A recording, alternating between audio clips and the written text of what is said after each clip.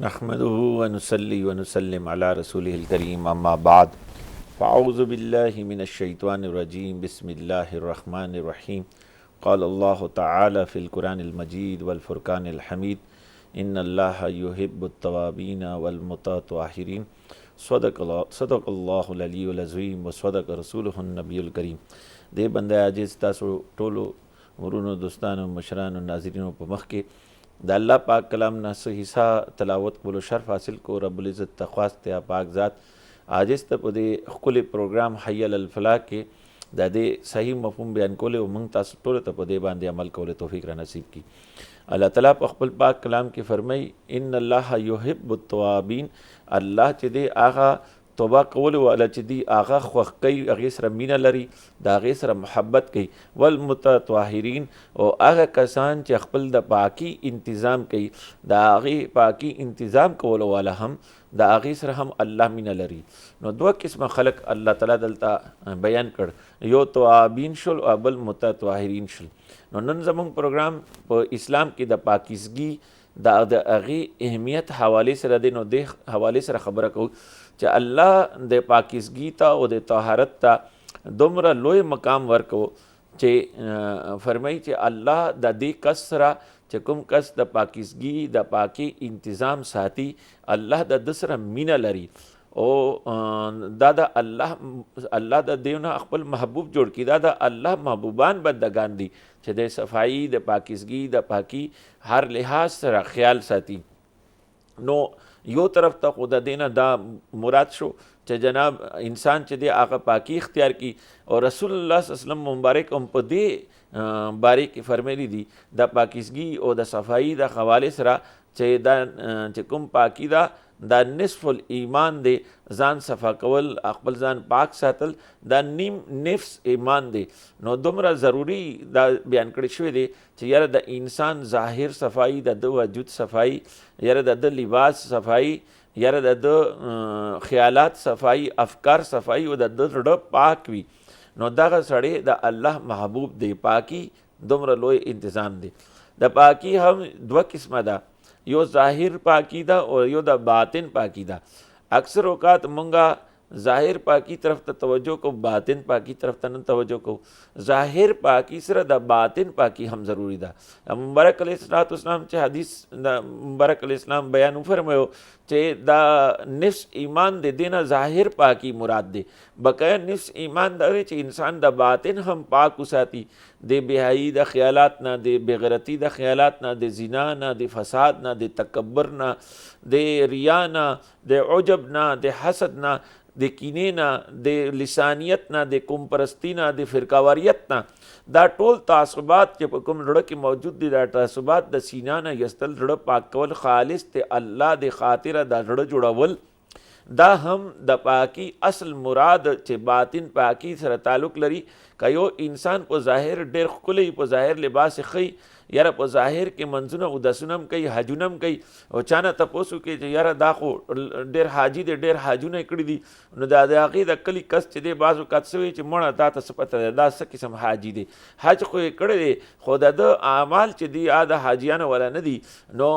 दा हाजी न दे बाजू कातवे चे दा हाजी न दे दा पाजी दे नो दा खबर भले कवलशी देना मालूम दा यार सिर्फ दा हज कवलो सरा रुना पाक किदला नो दा माशरा नन जमंग दुमरा डेर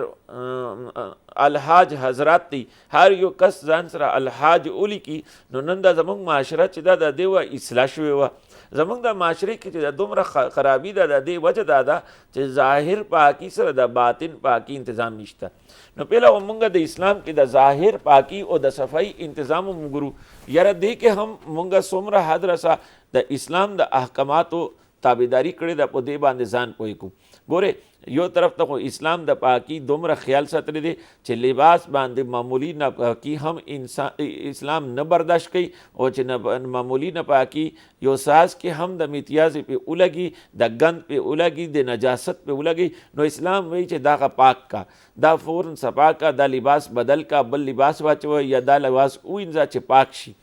बल که په وجود باندې هم چرته نجاست ولګي نو اسلام فوراً د هغې پاکي تنظیم کوي. د رسول الله صلی الله علیه وسلم مبارک باره کې بیان کیږي چې د رسول الله صلی الله علیه وسلم انتهایی نفیس انسان و. وګورئ نبی علیه الصلاۃ والسلام د خوراک انداز وګورئ. مبارک علیه الصلاۃ والسلام به چې کله خوراک کو نو یو نوالې به چې دی د خپل د مخې نه راخسته د ټول پلیټ کې به یې لاس تاو راتاو نه چې یاره د تش د هر طرف نه چې کوم شی د ته ښه لګي هغه راوچت کړي. مبارک به علیه السلام د خپل طرف نه د چې کوم سیډ و هغه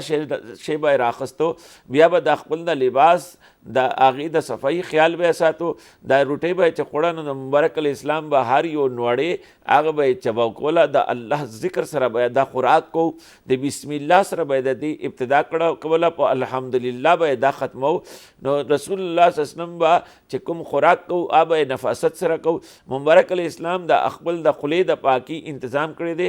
بی عایشه صدیقه رضی الله عنها نه تپوس شو چې مبارک علیه السلام چې دی هغه به ټول نه زیات کار کوم یو خوښ و، زیات عمل به په کور کې کوم یو کو. بی عایشه ورته فرمایل چې مبارک علیه السلام به چې راپاسېدو نو بیا به ټول نه پیله جناب مسواک کو، چې کور نه بهر ته نو مسواک به کو، چې کور ته به ردن نه شو مسواک به کو، چې مونځ به کو نو مسواک به کو، چې چرندام به کو مسواک به کو. رسول الله صلی الله علیه وسلم د خپل خولو پاکي انتظام انتهایی خیال ساتلی دی. مبارک علیه السلام خوشبویي چې دی هغه انتهایی پسند کړې ده. مبارک علیه السلام اجلا پاک صاف لباس همیشه استعمال کړی دی.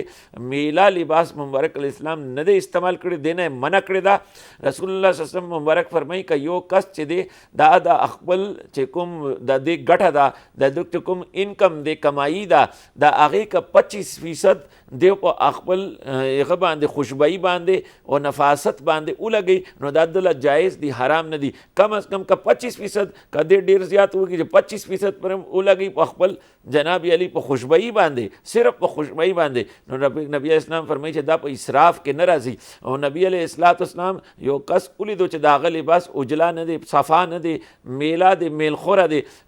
داس لباس دی چې میل دی پې خراب دی. نو نبی کریم علیه السلام دا تپوس وکړو چې آیا د سره مال نشته، دی غریب دی؟ نو صحابه ورته وویل چې یا رسول الله صلی الله علیه وسلم دی خو ډېر بختور دی. نو مبارک علیه السلام فرمایي چې دا د الله دوستي نه ده، دا خو د شیطان ملګرتیا ده چې یو سړی چې دی هغه جناب علی ښه لباس اخیستو، پاک لباس، صفا لباس اچولو چې دی د هغه حیثیت وي او دی ښه لباس اچوي، شکېدلی لباس اچوي، میلا لباس اچوي، نو دا سړی چې دی دا د الله دوستي نه کوي لګیا دی. مبارک علیه السلام دا شی ناپسنده کړی دی چې انسان ظاهر کې چې دی هغه اجلا نه پاک نه صفا لباس نه میلا لباس وي. یاره دې ته چې څوک وګوري نو د ده نه کراهت وکړي، د ده د خولې نه بین راځي، د د وجود نه بین راځي، دا نبی کریم علیه السلام ناپسنده کړی دی. د نبی علیه السلام ظاهر پاکي سره د باطن د پاکي خیال ساتلو هم حکم کړی دی. یو طرف ته ظاهر پاکي ده، د خپل وجود پاکي سره سره د خپل ماحول پاکي هم ضروري ده. نو مونږ اکثر وینو یاره مونږ خپل ماحول د زمونږ په معاشره کې ماحول پاکي مونږ دې ته وایو چې مونږ خپل کور صفا کو. نو مونږ کور صفا کو جی پاک کو، چې کور مونږ کله صفا کو پاک کو نو ګند راوالو مونږ په دا بل چا کور د مخې کیدو. بجای د دې چې د کور صفایي انتظام سره مونږ د خپل ماحول د ارد ګرد بار ماحول صفایي م انتظام وساتو. دا دومره خرچه مونږ په دې کور باندې کوو، خو یو ډسبن دی هغه جناب هغه سړی کېدي په کور کې یو ځای کې بهر یې کېدي کور نه څه شي سره که دا خیال وي چې څوک یې رانه چې دی غلی رانه ونه کړي نو یو جناب یو تار سره یو زنځیر سره د وتړي هغه جناب علی په هغې ډسبن کې هغه کچرې ځای کې د کچره اچوي. په کار نه ده چې د لاسې کې همداسې خوراکي بیا سپي پې راځي هغه پې خوله وایي یا نور داسې جناب غریب خلک دي، ماشومان دي، هغه ګرځي هغه ټوله هر طرف ته نور خوار کړي، دې سره هغه ګندګي په معاشرې کې پې لګېږي. بیا مونږ چې همدې محلو کې کله راوځو بیا مونږ وایو چې یار حکومت څه کار نه کوي، دا نلې ماتې ده، دې نه ګنده بین راځي، یاره دا هغه کې کچره ده هر طرف ته، دا کچرې نه بین راځي. پوزې باندې به مونږ رومال ایښي، یو میلمه مونږ خپل بیټک ته حجرې ته نشو راوستی ولې چې په کوڅه کې ګند دی بین دی. نو دا وجه ځکه ده چې دې کې مونږ خپل چې کوم زمونږ باندې ذمه داري وه ذمه داري مونږ نه ده پوره کړې. په کار ده چې دا ګند چې کوم د کور دی دا مونږ یو ځای ته ورسو په یو ځای کې ډمپ کو چې کوم ځای د دې مقصد دپاره جوړ شوی دی یا په محله کې مونږ اپنی مدد آپ کے تحت ملګري سره راغونډ شو یاره یو غونډه وکړو یو جرګه وکړو او یو ځای د علم مقرر کړو چې یاره هر یو کس چې دی هغه د خپل کور کچرا ګند به دې ځای ته رسوي اخوا دېخوا به چې دی نه لړه کوي نو دا صفایي پاکي دا صرف د خپل ظاهر سره تعلق نه دی دا صرف د خپل کور سره تعلق نه دی دا جناب علی د خپل ماحول سره هم تعلق لري چې کله نفس ایمان مونږ دې ته ویو نو زمونږ ماحول آس پاس دا مونږ ته پکار ده چې د خپل انوایرمنټ مونږ د هغې پاکي او د صفایي انتظام وساتو بیا ضروري ده چې مونږ د خپل کور د پاکي او د صفایي انتظام وساتو بیا ضروري ده چې مونږ د خپل ظاهر پاکي صفایي انتظام وساتو نو دا به نفس ایمان چې دی حاصل شي او دا انسان به د الله محبوب اله شي یعنی فل ایمان به دته اله میلو شي چې کله د جناب علی د ظاهر سره باطن هم چې دی د هغې هم پاکي انتظام وکړي نو تاسو په دې آیت باندې لږ غور وکړئ بیا توجه ورکړئ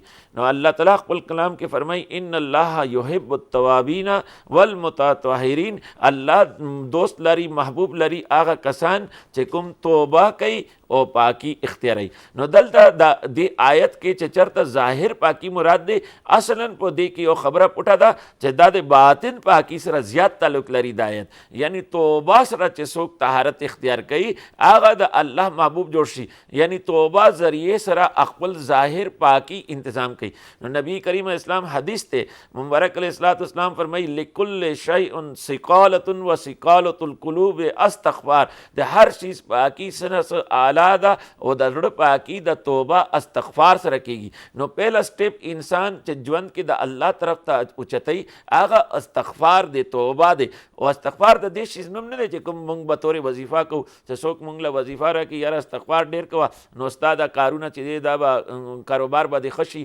نوکري کې به دې رزق زیات شي او بیا مونږ وظیفه په طور باندې تیرو چې استغفر الله استغفر الله استغفر دا مراد نه دی بلکې هغه وظیفه خو خپل اهمیت او حیثیت لري د هغې نه انکار نشته ولې چې د الله نوم دی د هغې فضایل ډېر دي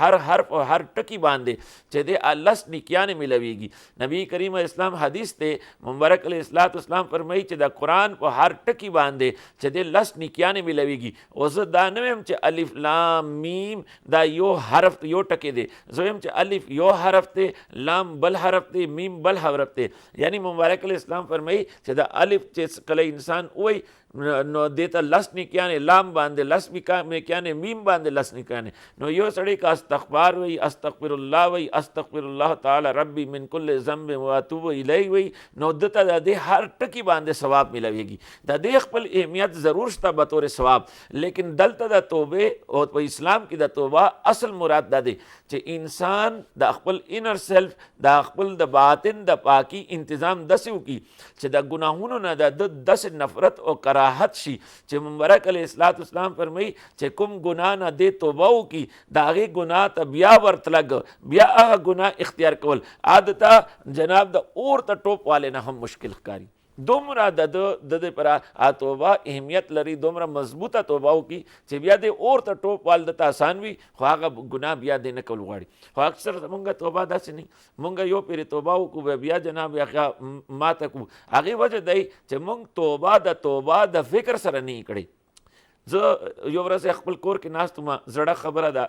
زلزله راغله ما سره علما کرام ناستو چې څنګه زلزله راغله نو جناب علما کرام ویل چې وګورو چې یاره څه خبرونه ډېره تیزه زلزله وه مونږ خپل موبایلونه کلاو کړ په هغې باندې مو وکتل نو وایي دي پېښور مې اسلام آباد مې زلزله آیا په ټي وي باندې خبرونه راتل نو ټولو جناب څه وینو چې په ټي وي باندې ښکاره کوي لګیا دي چې بعضې خلک چې دي په حیات آباد کې په پېښور کې په کلي کې په وطن کې په اسلام آباد کې مختلف ځایونو کې کورونه نه راووتل او جناب څوک بوزه ګرئ او څوک غږونو ته لاس وړي چې اوف توبه توبه توبه دغه جناب علي معاشرې کې ګناهونه ډېر زیات دي نو ځکه داسې کېږي او جناب هغې ته دې وایي که دغه مونږ توبه وکړه بس توبه حق ادا شو او مونږ دا لیدل چې مونږ خپل کور کې ما سره علما ناست وو مونږ د دین خبرې کولې په خپلو کې مونږ د خپل د دینی محبت اظهار کوو او په خوا کې کور کې د شپې 12:30 بجې ټیم و هغه ټایم کې جناب هلته ډمامې لګېدلې وې او چې کله زلزله شوه بند شو او چې زلزله ختم شو نو بیا یې جناب په تیز آواز باندې ولګو نو توبه د دې شیز نوم نه دی توبه د دې شیز نوم دی چې انسان حقیقي وجود سره توبه وکړي الله تعالی دې مونږ ته د ظاهر او د باطن د پاکي انتظام کولو توفیق را نصیب کړي وما توفیق الا بالله